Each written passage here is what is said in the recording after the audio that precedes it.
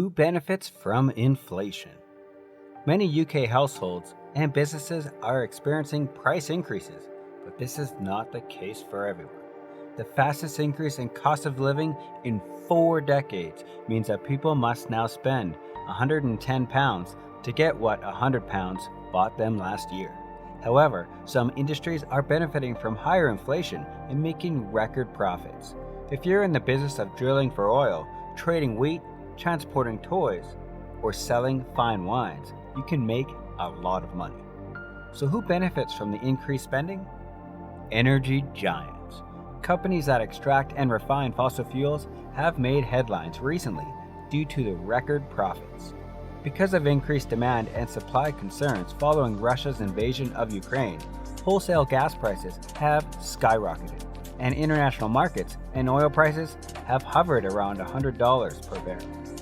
Between April and June, Saudi Arabia's Aramco reported record profits, while BP made £6.9 billion and Shell made £9 billion worldwide.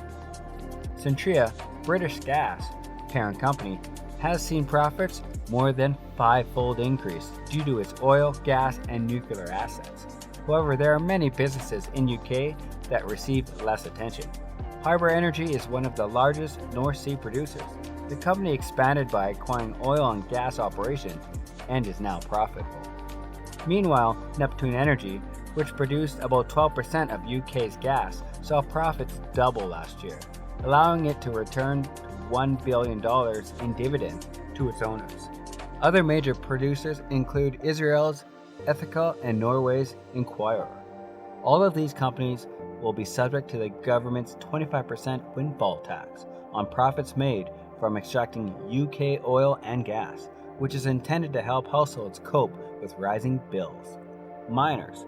Coal is unexpectedly regaining popularity as countries seek alternatives to Russia's gas. This is paying off for mining companies that have specialized in the dirtiest fossil fuels. Glencore's thermal coal business profited from record prices, doubling to more than £15 billion in the first half of 2022. Many of its competitors have abandoned coal, but Glencore has argued that it will be an important fuel in some countries, transition to greener forms of energy production, and it will look to reduce production over the next few decades. With fear of gas supply disruptions from Russia to Europe this winter, the government has asked energy companies to postpone the closure of UK coal-fired power plants. Due to Russia's halting of pipeline flows, German utility Uniper said on Monday that it will begin producing electricity for the market at its reserve coal-fired power plant, Hayden 4. Food commodity traders. Archer Daniels, Midland ADM, Bunge, Cargill, and Lewis Dreyfus are household names, but their products are unambiguous on dinner tables around the world.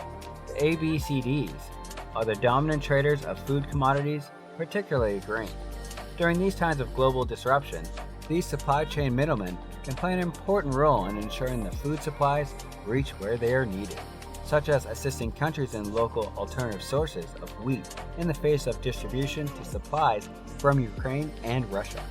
However, due to the disruption, wheat prices are now 25% higher than a year ago. Many other necessities have risen in price.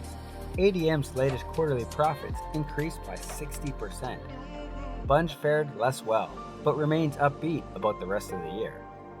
In the most recent fiscal year, Cargill's revenue increased by 23% to a record $165 billion, £140 billion. It claimed to have donated $163 million to humanitarian relief and other good causes, which amounts to 0.1% of sales. Logistics companies.